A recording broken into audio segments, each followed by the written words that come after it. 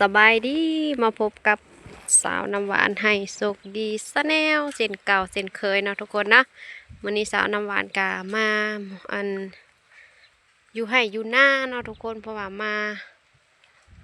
อันนี้เฮือนหลังนี้เบิ่งเพิ่นตังอยู่ให้อยู่หน้าเนาะน้ำหวานก็ได้มาเบิ่งอันสร้างเพิ่นเฮ็ดอันนะผาเพดานเนาะทุกคนก็เลยได้มีโอกาสได้มาถ่ายเบิ่งบรรยากาศยามแรงๆประมาณ5 โมงยังเนาะทุกคนยัง10 นาทีกับ5 โมงแล้วเนาะคนงัวก็มากินกองเฟือง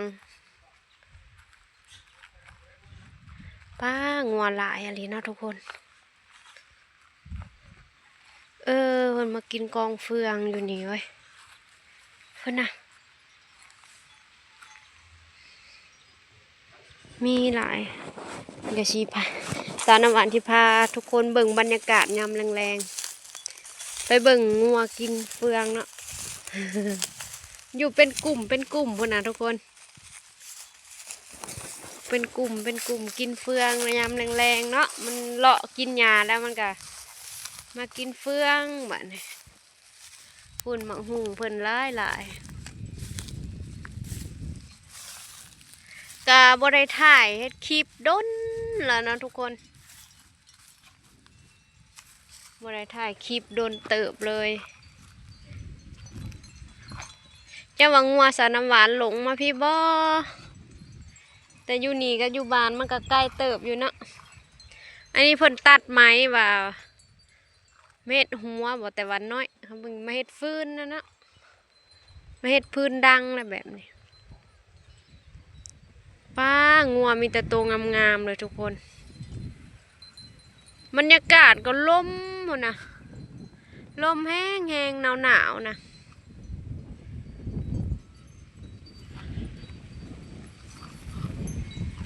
แถวนี้ก็มีคนนอนหมดเนาะตามเถียงนี่มีคนอยู่คนเศร้ามาเลยเนาะทุกคน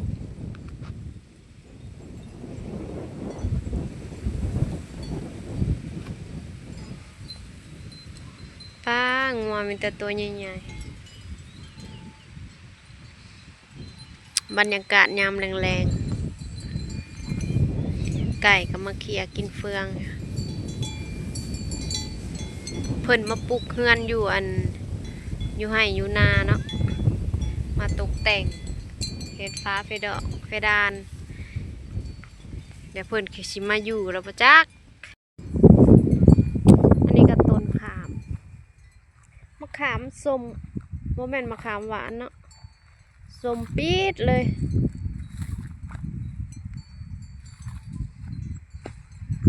ส้มปี๊ดมีคนหลายขนาดเลยเขากินปลาเขาถ่ายบรรยากาศให้ทุกคนในเบิ่งแด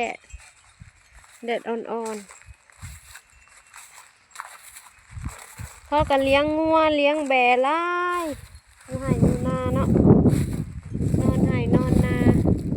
ฟืนไฟก็หอดปกติเลยสะดวกสบายแล้วเนาะทุกคนบางเฮือนก็ใช้โซลาร์เซลล์บางเฮือนแต่กระบบเปลืองไฟปันได้ใช้โซลาร์เซลล์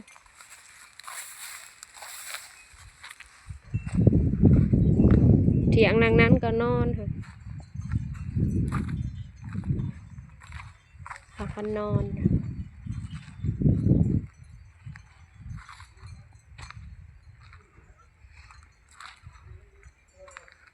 5 โมงและแดดกันยังอันนั้นอยู่เนาะ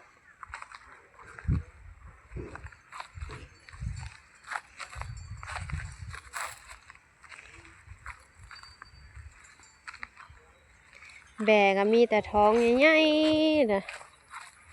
หากินใบมะขามน้ำลายทุกคนแบบุเลือก กินได้หมดเนาะอันนี้ก็เป็นเที่ยงเก่าเพิ่นเนาะทุกคนเพราะว่าตอนนั้นเพิ่นก็มานอนให้นอนนาก็ซ้ำกับเฮือนหลังหนึ่งนั่นแหละอยู่ให้อยู่นาสร้างเพิ่นก็ยิงฟ้าเพดานอยู่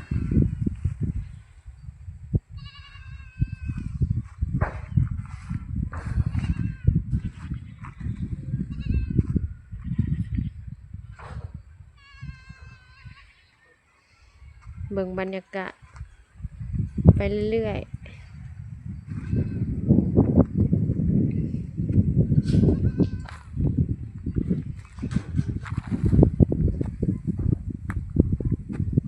แบกก็หลายยามมื้อแรงมาอยู่ไกลๆคนนะทุกคน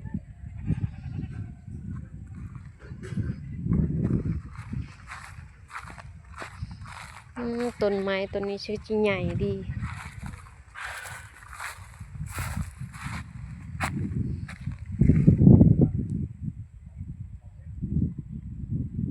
ดอกหญ้าหรือจะมันเป็นบงหรือเปล่าอันนี้เป็นหอยๆอยู่นี่เนาะสุกใส่เป็นบง คิดว่าบงแน่ๆเลย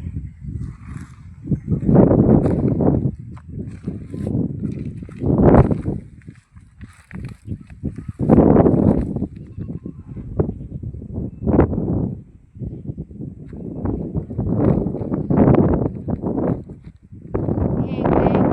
หญ้าก็บ่ค่อยมี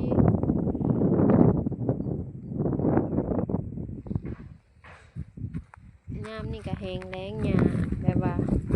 มันตายหมดเนาะมันเป็นแบบนี้หมด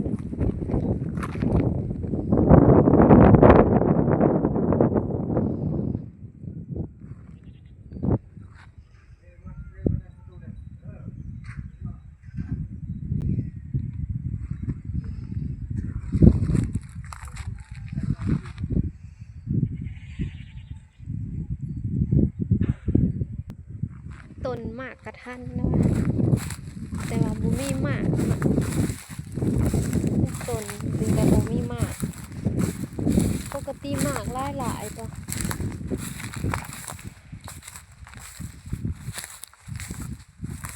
มันก็เป็นหนทางมาแต่พูนมาแต่บ้านเลยนะทุกคนมันมีหลายทาง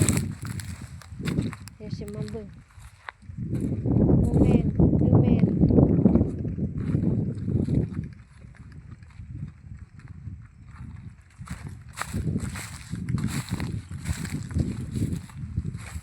แมนอยู่แต่ว่าบ่มากเนาะทุกคน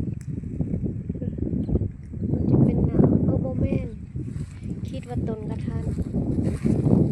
มีแต่หางมดแดง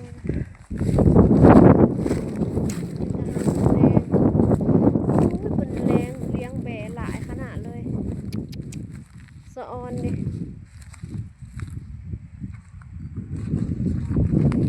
พา FC ทุกคนมาเบิ่งบรรยากาศอยู่ไห่อยู่นากระซ้ำบานคนแหละเงินอยู่ไห่อยู่นาเขามาปลูกเฮือนปลูกซานเต็มเนี่ยต้นอันนี้จ้าว่ามีอันนะมีอย่างก็อันดังไฟนะทุกคนต้นกุ้งเนี่ยต้นเสียสารหวานที่พามาเบิ่งบางต้นมันก็มีได้เข้าห้องว่าอีหยังวะมันเป็นเหนียวนะขี้กระตกหรืออีหยังนี่แหละแต่ว่ามีอยู่2ต้นข้างล่างพูนอยู่ไกลๆพูนเนาะทุกคนแต่สาวน้ำหวานบ่ได้ลงไปบางต้นก็มีบางต้นก็บ่มีเอาไปอ้อยไฟเนาะยามมื้อเช้าเวลาเฮานึ่งข้าวนึ่งน้ำนะบางต้นก็หลายเลยสาวน้ำหวานไปเก็บมื้อนั้นน้อยๆหนึ่งเพราะว่าเขาเก็บแล้วนะไปเก็บตามหลังเขาเดี๋ยวสิพาหาเบิ่งต้นบ่มีเนาะต้นกุ้งเขาห้องว่าต้นกุ้งนี่ทุกคนมันจะเป็นแบบนี้เอาไปดังไฟนะเห็นปะนี่โอ้มีอยู่ได้สารหวานที่เก็บเอาก่อนมีแต่อ่านบนหลายปันใดเดี๋ยวสาวน้ำหวานขออนุญาตเก็บก่อนเด้อเดี๋ยวสิมาให้เบิ่งเนาะทุกคนนี่ได้หน่อยหนึ่งประมาณนี้นี่ทุกคนหลังจากที่ว่าสาวน้ำหวานเก็บก็ได้ประมาณนี้ได้น้อยหนึ่งเนาะทุกคนเอาไปอ้อยไผ่ยามเช้าแบบห้าหนึ่งข้าวหนึ่งน้ำนี่ติดดีได้ทุกคนนี่ให้เบิ่งนี่มันเป็นคล้ายๆน้ำมันน่ะ มันแต่ว่ามันเป็นแบบว่านี่มันออกตามแบบต้นไม้นี่นะแบบเป็นยางนี่บางต้นก็มีบางต้นก็บ่มีเนาะทุกคนสำหรับเฉพาะต้นนั้นกุ้งอันนี้อย่างเดียวเนาะมีต้นแบบว่าเฮาดังเอาอันนี้มาดังไฟเนาะ